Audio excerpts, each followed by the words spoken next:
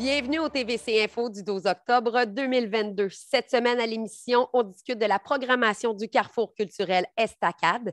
On discute également de plein d'activités à faire dans la région avec Jessie Laflamme de la MRC de Papineau. Et on termine avec des conseils financiers avec Marc-André Todd, parent.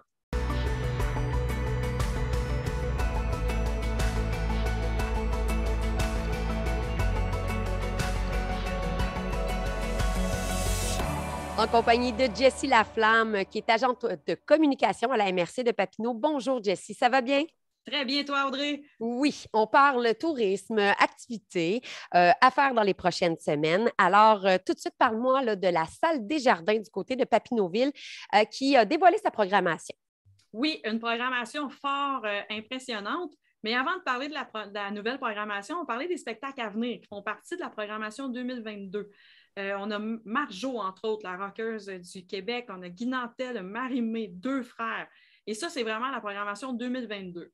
Là, la semaine dernière, les productions Les Deux Vallées ont annoncé la programmation 2023, qui inclut une vingtaine de spectacles et qui sont dans une salle intime de 357 personnes. Ça donne toujours des superbes soirées. C'est une ambiance intime et la salle, on le rappelle, a été rénovée à coût de plusieurs millions au cours des dernières années. Elle est située à l'école secondaire Louis-Joseph Papineau. Donc, endroit vraiment intéressant à découvrir. Et oui, enfin, des artistes qui vont être là lors de la programmation.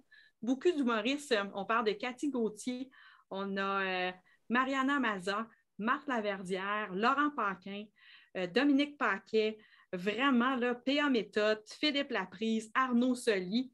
Donc, une belle brochette. Daniel Lemire également. Une belle brochette pour rire sans déployer à pleine gorge. Mais on a aussi plusieurs chanteurs, dont Louis-Jean Cormier, Pianoman 2, Christian-Marc Gendron. Un excellent spectacle. J'ai eu la chance de le voir cet été. C'est vraiment... mes billets sont déjà achetés. Je veux y retourner. Louis-Jean Cormier, Alain Choquette aussi, qui est plus de la magie. Oui. On a Marc Hervieux aussi, Patrice Michaud, Billy Tellier et le groupe La Chicane. Donc, vraiment une programmation fort impressionnante. Là, pour tous les goûts. Oui, pour tous les goûts, effectivement. Oui. Donc, c'est vraiment, pour avoir tous les détails, là, c'est possible d'aller sur le site Les Productions Les Deux Vallées. Les billets sont déjà en vente. Donc, on peut tout de suite s'en procurer. Noël s'en vient, ça peut faire des beaux cadeaux, soit c'est ce à que soi j'allais ou dire. aux autres. C'est des très beaux cadeaux à offrir parce que ça nous divertit. Puis quand arrive le moment, même si des fois c'est pris à l'avance, on est toujours content de ressortir nos billets. Ah oui, c'est en fin de semaine, ça. Oui, effectivement. Ouais. Puis les spectacles sont à 8 heures, donc même pour les jeunes familles, possibilité d'en faire garder l'enfant, pouvoir en profiter. Et en plus, parlant de famille, la municipalité lance une programmation de cinéma familial à la salle Desjardins sur écran géant. Donc, c'est la même salle, mais qui cette fois-ci va être utilisée pour projeter du cinéma. Et ça commence le 23 octobre à 2h30 avec le film Les Méchants. Donc, vraiment, pour tous les goûts, cette salle-là va servir là, à plusieurs personnes au courant de la prochaine année. Parfait. Donc, avis vous intéresser. Et ensuite, parle-moi de l'inauguration du Sentier du Lac-Croche. Oui, en fait, le Lac-Croche est situé à Montpellier et la municipalité a décidé de rendre hommage aux bâtisseurs de ce site récréo-touristique qui ont mis beaucoup de temps, d'efforts, d'énergie pendant plus de 20 ans pour permettre aux gens de profiter de cet endroit avec des sentiers, de la randonnée. Il y a un lac aussi, la pêche en herbe qui est organisée chaque année. Ma fille a d'ailleurs son permis de pêche on se l'est procuré lors de cette activité. Et il y a un pavillon aussi où les gens peuvent aller gratuitement, peuvent se réchauffer, il y a un poêle à bois. Le maire disait même qu'il a déjà vu des gens qui préparaient leur déjeuner sur place. Et donc, l'ancien maire, Réo Faubert, s'est impliqué beaucoup dans ce site, dans le fond, dans la création de ce site. Et le pavillon se nomme maintenant Réo Faubert. Et le sentier se nomme Robert Riopel. Donc, deux bâtisseurs là, qui ont donné beaucoup de temps et d'énergie. Et pour les honorer, il y avait près d'une centaine de personnes samedi pour leur rendre hommage, dont les enfants là, de M. Faubert.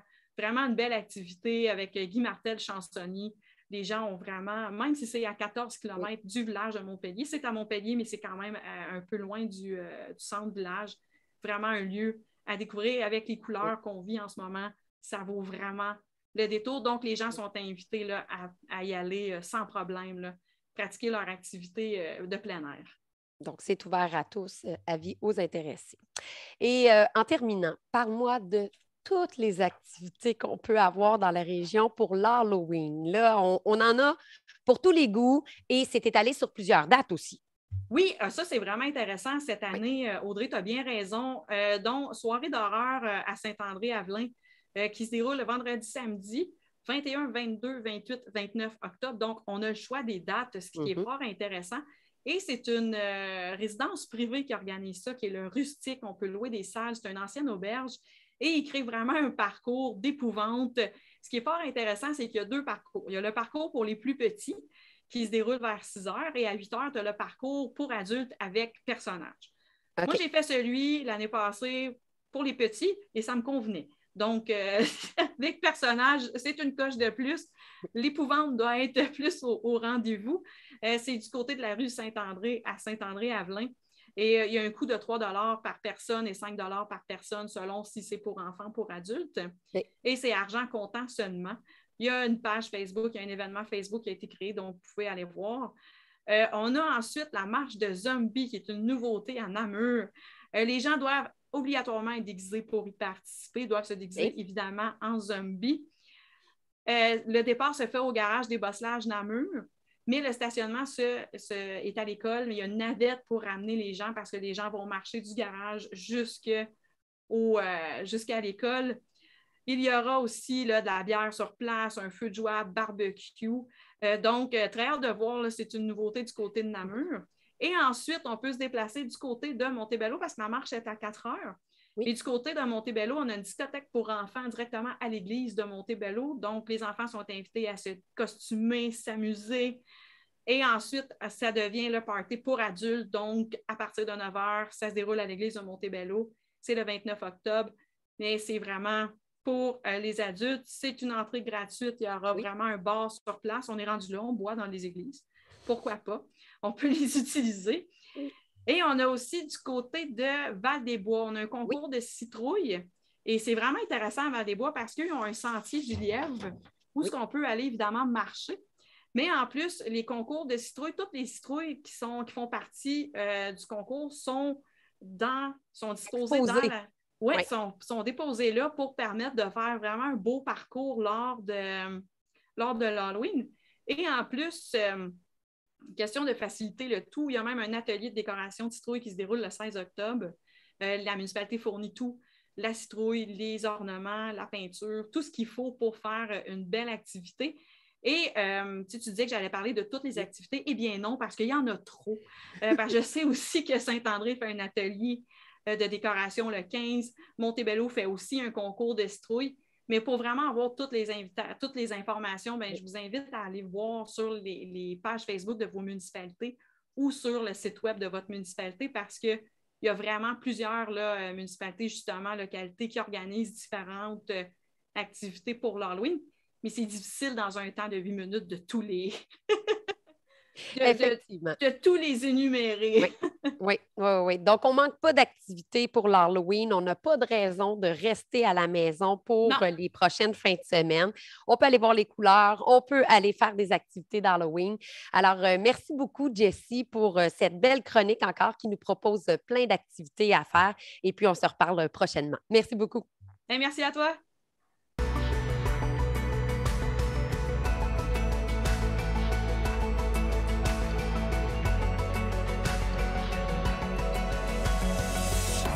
On discute cette semaine pour vous divertir toujours, cette fois-ci avec le Carrefour culturel Estacade. On est avec Simon Grandmaître qui est responsable des communications.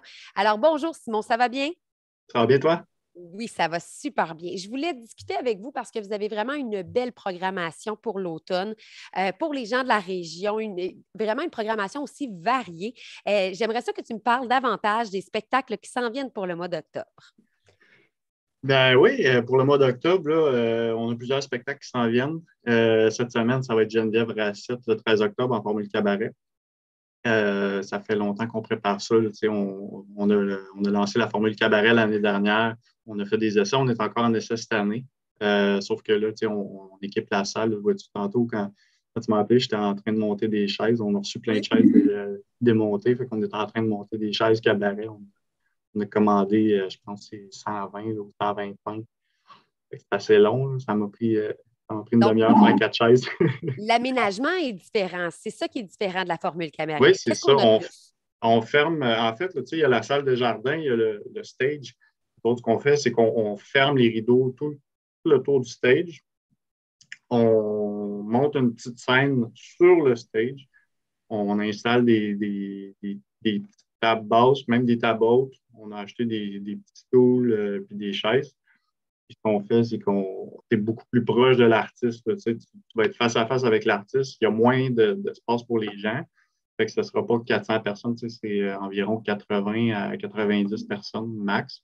Un On a spectacle aménagé. intimiste, comme on dit. C'est ça. Puis tu sais, c'est quelque chose qu'on voulait offrir de différent. Tu sais, il n'y en a pas beaucoup. Tu sais, il y a certains bars, je pense, dans la région qui offrent ce genre d'intimité-là, mais il n'y a pas vraiment de salles qui le font. Tu sais, il y a aussi la grosse salle à Gatineau qui le fait, mais eux autres, c'est dans le lobby. C'est quand même plus gros. Là. Nous autres, on parle de quelque chose de vraiment rapproché. Parfait. On a même aménagé là, un bar dans le fond. Comme ça, tu peux juste te lever et aller te chercher un verre pendant le spectacle. On propose fortement aux gens de venir 1 heure en avance parce qu'on ouvre les portes 1 heure et demie en avance parce qu'on va mettre de la musique d'ambiance. De la belle lumière, c'est tamisé. C'est le fun de jaser avec le monde. Jaser avec nous autres aussi. On en a long à dire. Ouais. Puis, Parfait. Puis qu'est-ce qu'on a d'autre qui s'en vient comme spectacle? Là, on a parlé de Geneviève Rassette, mais je pense que tu m'as parlé aussi de Jean-François Mercier. oui, le lendemain, le 14 octobre, on a Jean-François Mercier qu'on a aussi converti en formule cabaret, que ce soit plus intime, puis plus qu'il va y avoir un petit peu moins de gens. Fait que ça va être quelque chose d'intéressant là, de pouvoir s'asseoir directement en face de l'humoriste, puis peut-être même de discuter avec lui. C'est ça qui est le fun de la formule cabaret. Là. Les artistes, ils restent souvent, ils veulent peut-être prendre un verre, discuter avec le public. Ça, c'est vraiment le fun. Plus loin, en octobre, est-ce qu'on a d'autres artistes qui s'en viennent? Ouais, en octobre, ben, je vais y aller. Je vais te dire, là, en formule cabaret, là, j'ai Mathieu Bérubé qui vient le 21 octobre. Puis j'ai Des Sourcils aussi qui vient le 27 octobre. Des Sourcils, ça, c'est super cool. C'est des soirées jazz manouche, tu sais. Ça va être une belle ambiance pour les gens, excuse-moi. Puis le 29 octobre, on a Ariane Roy aussi qui s'en vient. Elle, c'est une super étoile montante. Là. Tu vas voir, c'est des soirées dansantes avec la bonne musique qui bouge. On essaye fortement d'aller chercher des gens des universités pour remplir la salle. C'est pas mal la bonne crowd. Sur une autre note, là, dans salle des jardins en saison régulière, on n'a rien d'autre pour le mois d'octobre que Jean-François. Sauf qu'en début novembre, on va avoir Laurent Jalbert qui a été reporté là, de l'année dernière, le 5 novembre, début novembre. Ça aussi, ça va être un beau spectacle. Là. Je pense que les gens ont bien hâte de voir Laurence. Et même si le spectacle avait été reporté, est-ce qu'il est complet ou il reste encore quelques places? Il reste encore quelques places. Là. On n'a pas tout complété. En plus, on s'entend qu'il a fallu en rembourser une coupe là, quand il a été reporté. Moi, je n'étais pas là à l'époque, mais je pense qu'il a été reporté 2 fois. Ça se peut-tu? Donc, c'est quand même. Il y a des gens qui se sont peut-être tannés et qui ont voulu se faire rembourser. Là. On comprend ça, on rembourse, mais là, c'est sûr et certain que ça va se passer. Là. Parfait. Puis si on veut des informations aussi, on veut ou peut-être se procurer des billets pour les spectacles, où est-ce qu'on contacte ou où est-ce qu'on peut se procurer les billets?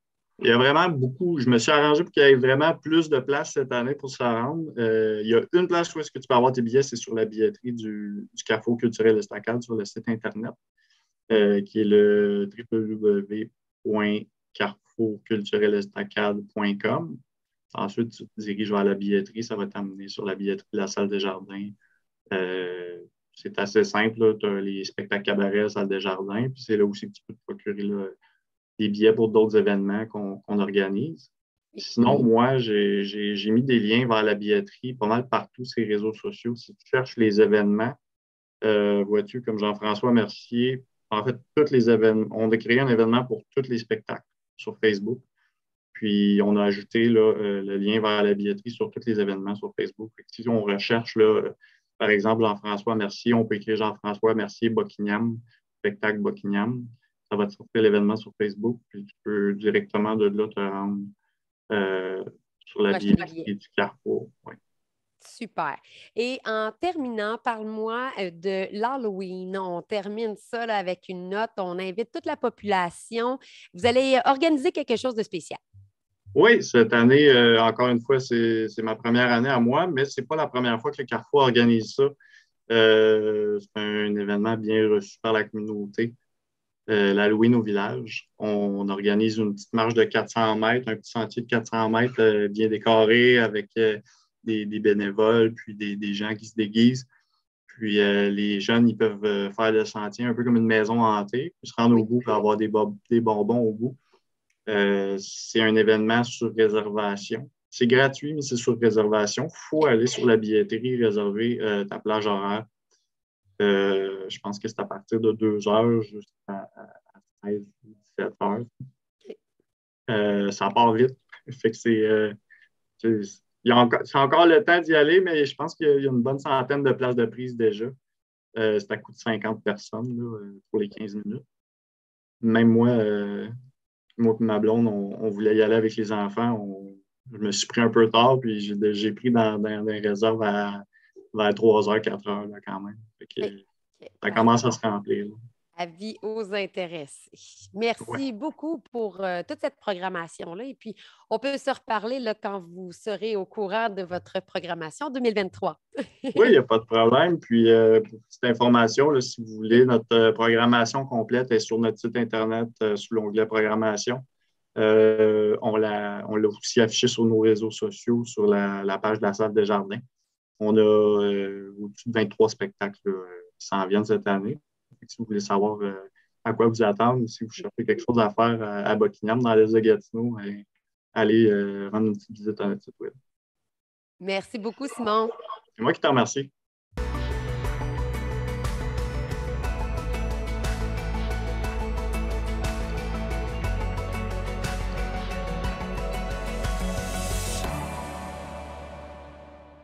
Cette semaine, en compagnie de Marc-André Todd Parent, qui est conseiller en sécurité financière chez Harmonium Gestion de patrimoine. Bonjour, Marc-André, ça va bien? Salut Audrey, ça va très bien toi-même. Oui, ça va très bien. Dis-moi, on débute la saison automnale et puis on a des manques de main-d'œuvre un peu partout. Tu aimerais ça clarifier quelque chose au niveau des paliers d'impôt, en fait, de bien informer la population. Explique-moi tout ça. Oui, en fait, l'idée m'est venue j'étais avec des amis à un moment donné, puis récemment, puis vous avez probablement tous déjà entendu ça, quelqu'un qui dit je ne veux pas gagner plus, je ne veux pas faire un revenu supplémentaire parce que je vais tout le perdre en impôts. Je vais changer de braquette d'impôt, qu'on appelle les braquettes d'impôt. Oui. Je vais changer de braquette d'impôt, puis je vais payer, je vais tout les perdre, tout perdre ça en impôts. On va venir essayer de clarifier un peu tout ça aujourd'hui parce que cette affirmation-là, comme telle, n'est pas vraie. Okay. C'est pas vrai qu'on va venir perdre tout revenu supplémentaire en impôts parce qu'on change de braquette ou de palier d'imposition. Premièrement, on va essayer de venir un peu d'expliquer. Il y a dans les braquettes d'impôts, si tu veux, il y a deux types de taux qu'on appelle. On a un taux effectif d'impôt. Okay. On a un taux marginal. Le taux effectif, en fait, il n'existe pas vraiment. Ce n'est pas dans les textes de loi des gouvernements. C'est vraiment juste quelque chose de pratique qui va venir faire une moyenne de tous les paliers d'impôts qu'on paye pour venir faire c'est quoi notre moyenne à nous. Tu sais, dans le fond, si jamais j'ai gagné 50 000 puis j'ai payé 40 000 d'impôts, bien, mon taux effectif est de 40 C'est aussi simple que ça. Ça, c'est le taux effectif. C'est vraiment juste au point de vue calcul, savoir comment qu'on paye en moyenne, nous, une personne spécifique en impôt. Okay. Ensuite, il y a le taux marginal d'imposition. Lui, c'est les taux qui sont dans les tableaux d'impôt des gouvernements, du fédéral et du provincial. Alors, on va venir expliquer un peu les taux marginaux aujourd'hui parce que quand on parle des braquettes d'impôt, c'est les taux marginaux qu'on vient de parler. Puis, Au Canada, puis dans toutes les provinces, le taux d'imposition, il est progressif. Ça veut dire qu'on a des tranches de revenus qui sont associées à un taux d'imposition particulier pour cette tranche de revenus-là. Puis plus que la tranche augmente, plus que le pourcentage d'imposition va augmenter. C'est vraiment une augmentation graduelle. Là où est-ce que les gens peuvent se tromper parfois, c'est que les taux de pourcentage plus élevés pour les tranches de revenus plus élevées s'appliquent seulement aux tranches de revenus plus élevées. Ils ne viennent pas avoir un impact sur les tranches de revenus à plus faible taux. Comme on peut voir dans le tableau ici, si on regarde, on voit que quelqu'un qui gagne entre 40 000 et 46 295 $ par année, il y aura un taux d'impôt de 27,53 OK. Pour les revenus entre 46 et 50 000, le taux d'imposition est de 32,5 Donc, on a une différence d'à peu près 5 Mais si jamais quelqu'un gagne, disons, 45 000 il va être imposé. Il va avoir un taux d'imposition à la dernière tranche de 32,5 S'il y a une opportunité de gagner plus, disons, on va gagner 5 000 de plus pour faire un 50 000 dans son année. Le 37 qu'on voit dans le tableau ici va venir s'appliquer seulement sur les revenus qui dépassent le 50 197. Donc, il n'y aura aucun impact pour les taux d'imposition plus bas, pour les tranches de revenus plus bas. Donc, dans le fond, c'est vraiment, si on a l'opportunité d'avoir un plus grand revenu ou de gagner plus cher ou d'avoir d'être à la retraite puis d'avoir un emploi d'appoint qui va augmenter nos revenus, en fait, le taux d'imposition va être un peu plus élevé, mais seulement sur les tranches supplémentaires. Ce qui fait que si on est rendu à un taux d'imposition, je fais des chiffrons, mais un taux d'imposition de 40 pour les revenus supplémentaires, un revenu supplémentaire de 5 000, bien, il va nous en rester 3 000 dans nos poches. Effectivement. Donc, ce n'est pas sur la première tranche. La première tranche reste au même pourcentage. C'est vraiment l'excédent qui va être à 32 exemple. Exactement. Donc, il faut faire attention. C'est pas parce qu'on change de braquette d'impôt que cette braquette d'impôt-là va venir avoir un impact. Il va venir changer toutes les autres braquettes sur tous les autres revenus en dessous du revenu plus élevé. Dans le fond, c'est pas vrai qu'en gagnant plus cher, on va tout perdre en impôts, on va payer plus d'impôts que les revenus supplémentaires qu'on fait.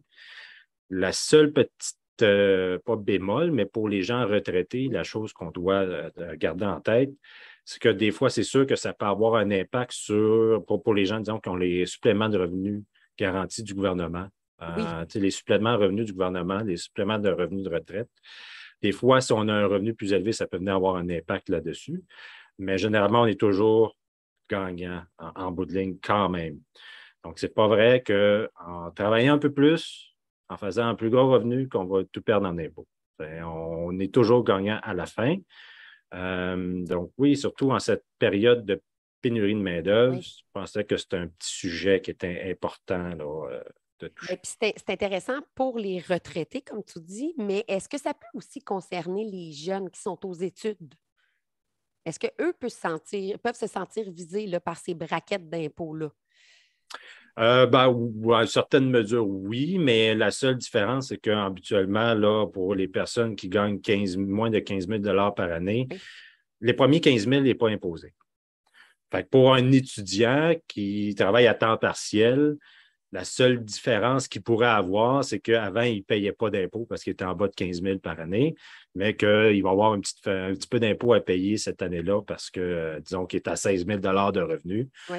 Il va avoir une petite imposition sur le 1 000 $ qui dépasse le 15 000. Alors, toujours. Fait que vu qu'il y a une nouvelle braquette, sa première braquette d'impôt, elle sera applicable seulement pour le 1 000 $ qui dépasse le 15 000 qui est non imposant. OK. Fait que c'est pas parce qu'il commence, il tombe dans une nouvelle. Puis ça, c'est un bel exemple. Merci d'apporter. Je n'avais pas pensé de l'amener comme ça. Mais justement, pour quelqu'un qui gagne moins de 15 000 $ ou quelqu'un qui en gagne 16, l'exemple est bon là, dans le sens que si quelqu'un qui gagne 16 000 puis qui a la première braquette d'impôt qui est 27,53 %, ce 27 %-là d'impôt va venir s'impliquer seulement sur le 1 000 qui dépasse de 15 000 pour la tranche de 15 000. OK, je comprends. Puis c'est le même concept pour toutes les braquettes qui vont venir en montant. Le premier 15 000 va toujours rester non imposable. Puis après ça, les braquettes vont toujours rester les mêmes taux d'imposition pour les tranches de revenus. Et puis, dis-moi donc, les paliers d'imposition, on en a combien des paliers au total? Je ne m'y connais vraiment pas. Je te pose la question. C'est sûr qu'il y en a plusieurs parce que, premièrement, le provincial puis le fédéral n'ont pas les mêmes braquettes, si on veut, les mêmes paliers. Oui. Donc, il y a plusieurs tranches de revenus que, disons que le palier fédéral va être le même, mais celui provincial va changer, ce qui crée plusieurs braquettes comme ça, si tu veux. Mais si je les compte rapidement, on en a 1, 2, 3, 4, 5, 6, 7, 8, 9, à peu près 9. Je pourrais me tromper, là, j'ai compté rapidement. Mais disons qu'il y en a que la dernière tranche, elle tombe à 221 000. OK. Puis le taux d'imposition, tu disais de base, on est à 27,2 % si je ne me trompe pas. 27,53. Puis c'est quoi le maximum qu'on peut aller chercher? C'est quoi le maximum qu'on peut être imposé sur notre salaire? Ça va sur notre braquette, ça, je comprends. Le maximum d'une tranche, disons, c'est 53,31. OK. Ça, c'est pour les revenus au-dessus de 221 000 seulement. Fait que, tous les revenus en bas de 221 000 auront leur propre palier, mais tous les revenus qui vont dépasser 221 000, on va être à 53,31. Mais merci beaucoup pour toutes ces informations, Marc-André. Tu m'as aidé moi-même à mieux comprendre. Puis on invite peut-être des retraités à la maison qui pensaient que changer de braquette, ça ne serait pas bien. Bien, d'aller porter leur CV ou de se prendre peut-être un petit travail de surplus qui serait très, très, très apprécié pour le manque de main-d'œuvre en ce moment. Merci beaucoup, Marc-André. Ça fait grand plaisir, Audrey. À la prochaine. Merci, bye-bye. Voilà ce qui conclut notre émission d'information cette semaine. Nous espérons que vous avez apprécié l'émission. Et si vous désirez peut-être revoir une chronique ou une autre émission de la télévision communautaire, on vous invite à le faire sur notre site Internet au tvc.qc.ca.